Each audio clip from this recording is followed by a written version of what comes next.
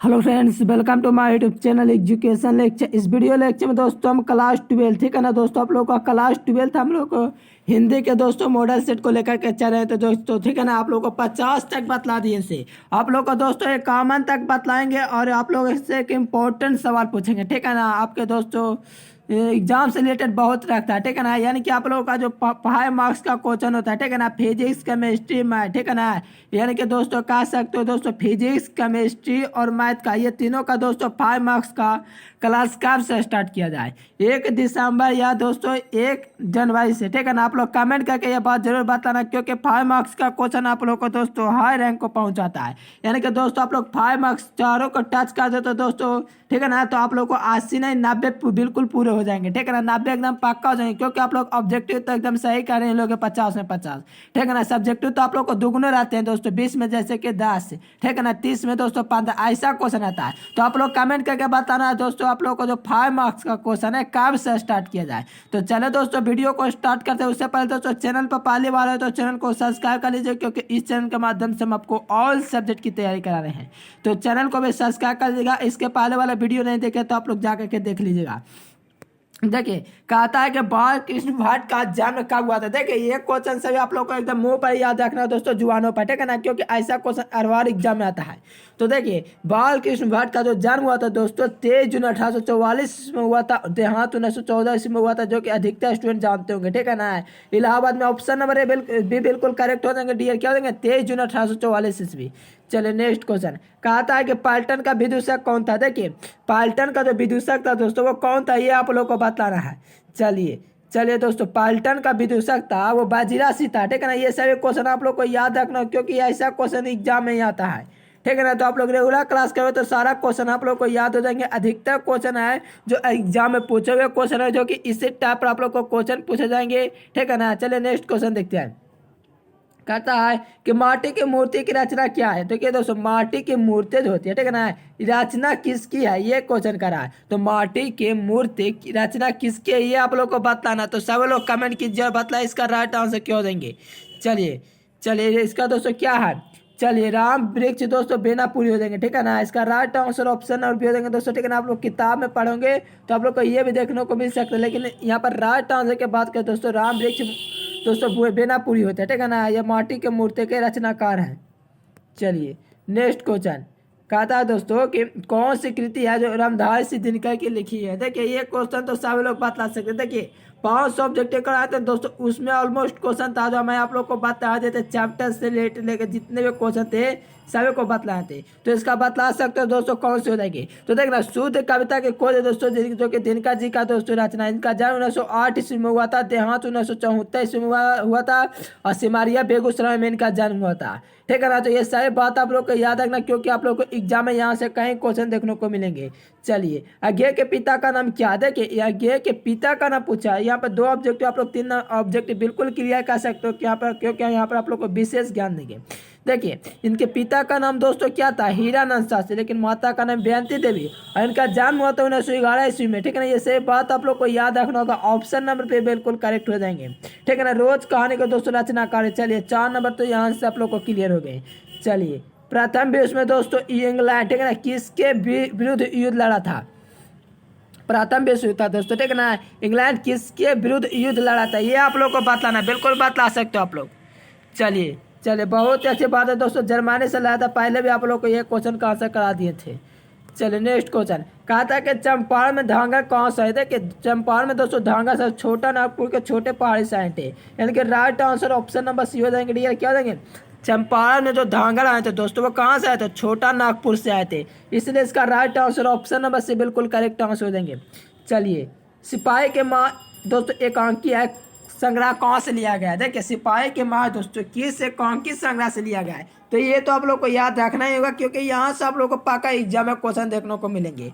यानी कि सिपाही के माँ दोस्तों जो लिया गया अंडे के छिलके, ठीक है ना, तथा अन्य एकांकी से भी लिया गया है। इसका जो राइट आंसर हो जाएंगे ऑप्शन नंबर डी बिल्कुल करेक्ट हो जाएंगे, क्या हो जाएंगे dear, option number D is the correct answer, ठीक है ना। आप लोग कमेंट करके बतलाना दोस्तों 5 मार्क्स का क्वेश्चन है, ठीक है ना। तो आप लोग बेहतर तैयारी करना चाहते हो तो बिल्कुल कमेंट करके बतलाएंगे।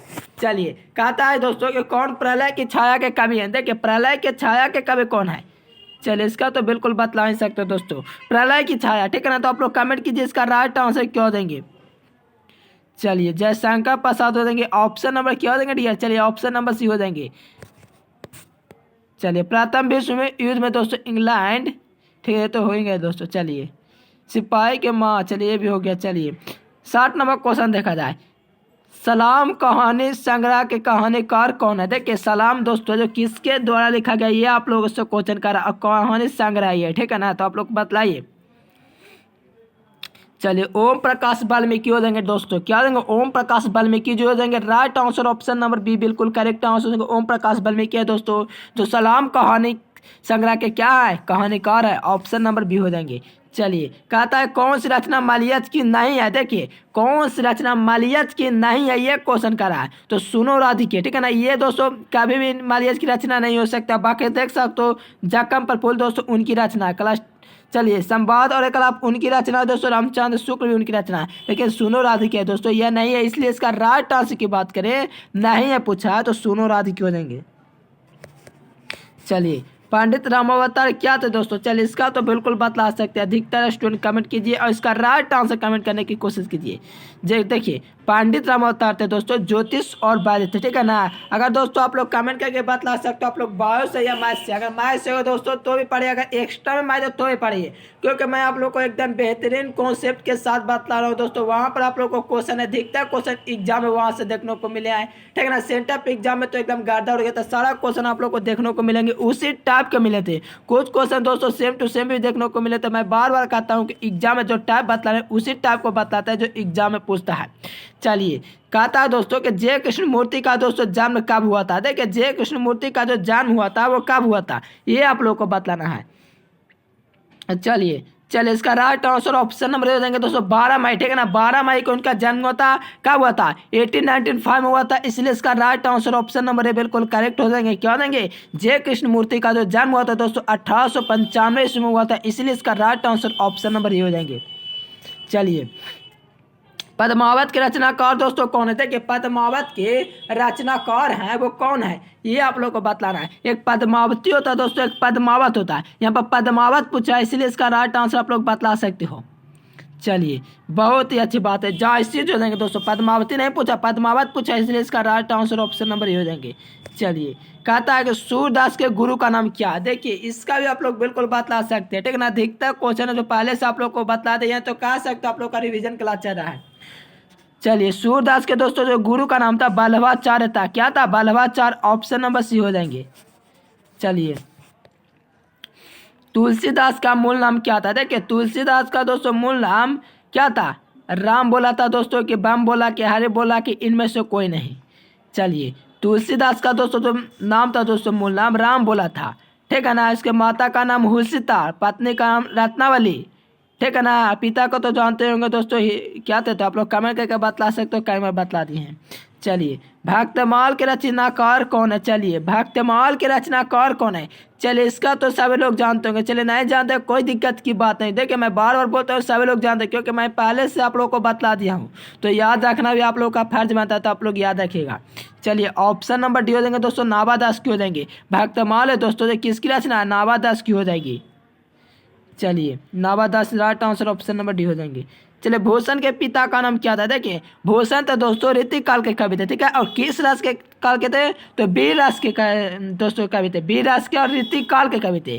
और भूषण को दोस्तों जानते होंगे पिता का नाम क्या था, ठीक है ना। तो आप लोग बताइए इसका राइट आंसर जो आप लोग को लग रहा है वो कौन सा ऑप्शन में दिख रहा है। चलिए ऑप्शन नंबर ए बिल्कुल करेक्ट आंसर देंगे डियर, क्या देंगे, रत्नाकर त्रिपाठी भूषण के पिता का नाम था, इसलिए इसका right answer option number A बिल्कुल करेक्ट हो जाएंगे।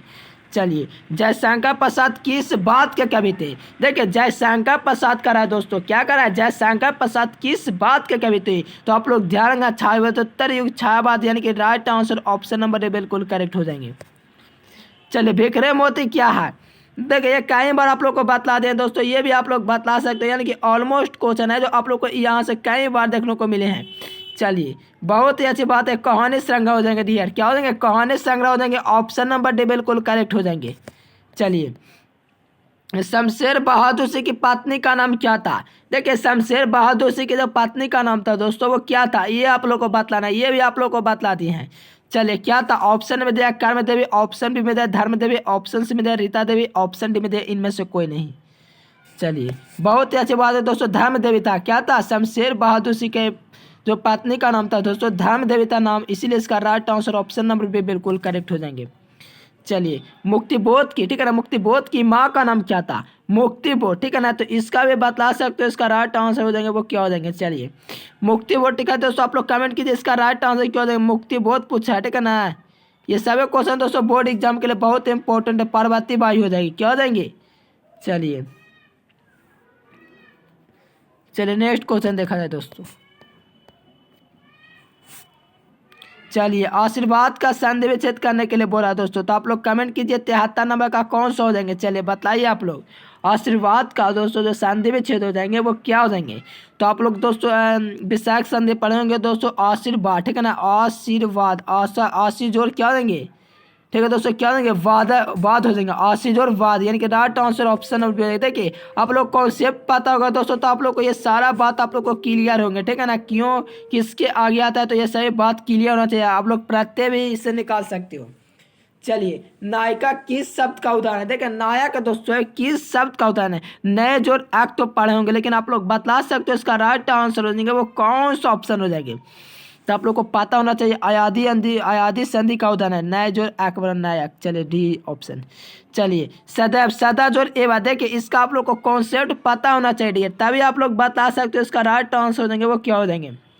चलिए सदा जोर एवा, अ जोर ए बराबर आई, यानी वृद्धि स्वर संधि का उदाहरण, right answer option number A हो जाएंगे। चलिए सन्मानित का संधि विच्छेद क्यों कहते हैं, कि आप लोग का यह क्वेश्चन पक्का एकदम इम्पोर्टेंट, बहुत इंपॉर्टेंट क्वेश्चन है। ये आप लोग क्लास 10 दोस्तों संस्कृत में भी पढ़े हैं, हिंदी में पढ़े हैं, आप लोग 12th में पढ़ रहे हैं। चलिए बतलाइए इसका राइट आंसर क्यों देंगे। चलिए आप लोग को मैंने कहीं बतलाया दोस्तों, शाम जो सार बराबर संसार होता है, ठीक है ना, माँ का दोस्तों अनुस्वार हो जाता है, तो सन्मति पूछा है, तो कोई दिक्कत की बात नहीं, अनुस्वार का मतलब नहीं होता, इसीलिए इसका right answer option number D हो जाएंगे।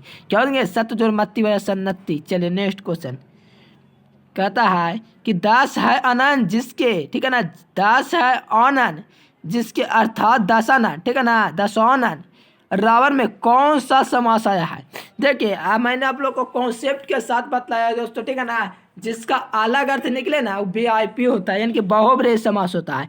और दोस्तों अव्यय समास होता है उसमें उपसर्ग होता है, इसीलिए इसमें नहीं होगा, इसमें उपसर्ग किसी प्रकार का नहीं दिख रहा है। द्विगु समास में संख्या बतलाता है, जो कि द्विगु समास भी नहीं होगा। तत्पुरुष समास में दोस्तों कारक का लोप होना चाहिए, इसमें कहीं पर कारक तो दिख नहीं रहा है, तो ले देकर के ऑप्शन नंबर ए में बसता है, जो कि अलग अर्थ नहीं कर रहा दोस्तों रावण, ठीक है ना, कह दस है अनंत अर्थात दशानन, ठीक है ना, ये वाक्य दोस्तों वो बहुब्रीहि है। चलिए नेक्स्ट क्वेश्चन दोस्तों कहता है कि गजानन दोस्तों किस समास का उदाहरण। देखिए ये भी अलग अर्थ नहीं कर रहा, तो आप लोग को पता होना चाहिए इसका जो सही उत्तर हो जाएंगे वो कौन सा ऑप्शन आप लोग को दिखता है। चलिए ऑप्शन नंबर ए हो जाएंगे कि बी हो जाएंगे कि सी हो जाएंगे कि ऑप्शन डी हो जाएंगे। चलिए गजानन दोस्तों जो किस शब्द का उदाहरण है, तो आप लोग ध्यान रखना बहुब्रीहि समास का उदाहरण है। गजानन दोस्तों अलग अर्थ निकाला, आप लोग समझिए, गजानन यानी कि गणेश जी दोस्तों, ठीक है ना, यानी कि गजानन अलग अर्थ निकला, इसीलिए बहुब्रीहि समास हो गया। अव्यय समास हो दोस्तों कारक का लोप हो गया, ये नहीं कर्म धारय दोस्तों विशेष विशेषण होना चाहिए, ये भी नहीं होगा। चलिए तत्पुरुष तो होगा नहीं, कारक का लोप होना चाहिए। ले देकर ऑप्शन नंबर ए बसता, जो कि ऑप्शन ए बिल्कुल करेक्ट हो ही जाएंगे। चलिए चरण कमल में प्रयुक्त समास कौन सा, देखिए चरण कमल है दोस्तों, उसमें दोस्तों जो प्रयुक्त दोस्तों जो आप लोग का क्या है समास है वो कौन है, बताइए आप लोग कमेंट बॉक्स में। सारे लोग कमेंट किए दोस्तों, कमेंट करने से आप लोग को आंसर याद हो जाएंगे। चलिए चरण कमल कौन में दोस्तों जो प्रयुक्त हुआ है समास वो कौन सा है। चलिए बहुत ही अच्छी बात है, ऑप्शन नंबर भी हो जाएंगे कर्मधारय समास, ठीक है ना, कर्मधारय समास है दोस्तों। चयन कमल में दोस्तों क्या है, प्रयुक्त समास है, ठीक है ना, राइट आंसर ऑप्शन नंबर भी हो जाएंगे। देख सकते हो दोस्तों विशेष विशेष आप लोग को दिख रहा होगा। चलिए घोड़सवार में कौन सा समास है, इसका भी बतला सकते हो। चलिए इसका तो बिल्कुल बतला नहीं। चलिए बहुत ही अच्छी बात है दोस्तों, तत्पुरुष समास है, ठीक है ना, ठीक है। घोड़सवार में कौन समास होता है, तत्पुरुष समास। चलिए यहाँ पर दोस्तों अव्यय समास नहीं होगा, ठीक है ना, घोड़ को यह उपसर्ग नहीं है, ठीक है ना, तो right answer option number C लेकर ही चलते हैं। कैसे पहचान है दोस्तों, द्विगु समास संख्या बतलाया, कर्म धातु होगा, तत्पुरुष समास नहीं हो सकता है, घोड़ का सवार। चलिए अतिशय में कौन सा विलोम है? देखिए विलोम जो होता है दोस्तों वो बतला सकते हो अतिशय, ठीक है ना, अतिशय यानी कि दोस्तों आठ अगर निकालोगे तो आप लोग को निकाल पा रहे हो दोस्तों कि अतिशय का जो विलोम पूछा, ठीक है ना, तो विलोम आप लोग बताइए इसका राइट आंसर क्या हो जाएंगे? अतिशय माने अधिक हो गया दोस्तों, इसका जो विलोम हो जाएंगे वो काम हो जाएंगे। अब देखिए काम कौन सा ऑप्शन में आप लोग को दिख रहा है, तो ऑप्शन नंबर ए में देखने को मिला, इसलिए इसका right answer option number A हो जाएंगे। चलिए कहता है दोस्तों आकर्षण का विलोम क्या होगा? देखिए आकर्षण का जो विलोम हो जाएंगे दोस्तों वो क्या हो जाएंगे बताइए, इसका भी आप लोग बतला सकते हैं। चलिए आकर्षण का विलोम जो होता है आकृष्ट तो कभी होगा नहीं, ठीक है ना, विकासन हो सकता है लेकिन अनाकर्षण हो सकता है, पराकर्षण हो सकता है दोस्तों नहीं। तो इसका right answer option number B बचता है दोस्तों, विकर्षण। आकर्षण विकर्षण दोस्तों तो पढ़े होंगे, कहाँ धना उस पर लगने वाला आकर्षण विकर्षण बल को विद्युत क्षेत्र की तीव्रता कहते हैं, पढ़े होंगे तो बिल्कुल याद होगा। चलिए पूर्ण का विलोम क्या होगा? देखिए पूर्ण यानी कि पूरा, ठीक है ना, तो विलोम इसका बतलाना है। चलिए बहुत ही अच्छी बात है दोस्तों, आर्ध हो जाएंगे, क्या हो जाएंगे? पूर्ण का जो विलोम हो जाएंगे दोस्तों वो आर्ध हो जाएंगे। ऑप्शन नंबर ए बिल्कुल करेक्ट आंसर देंगे। पूर्ण का मतलब पूरा होता है, अर्ध का मतलब आधा होता है। सो यहाँ पर right answer option number A बिल्कुल सही उत्तर देंगे। पूर्ण का जो विलोम होता है वो आर्ध होता है। चलिए नेक्स्ट क्वेश्चन कहता अनाथ का विलोम शब्द क्या होता है? देखिए अनाथ, ठीक है ना दोस्तों, आप लोग बताइए अनाथ का जो विलोम शब्द होगा वो क्या होगा? चलिए अनाथ का दोस्तों जो विलोम शब्द होता है वो सन्नाथ होता है, ठीक है ना, तो आप लोग बताइए सही में लगता है तो आप लोग कमेंट कीजिए। चलिए ऑप्शन नंबर भी बिल्कुल करेक्ट आंसर देंगे, अनाथ का सनाथ होता है। एकदम सभी क्वेश्चन याद करते जाइए दोस्तों, क्योंकि यहाँ से आप लोग को अधिकतर ऑलमोस्ट क्वेश्चन एग्जाम में देखने को मिलेंगे।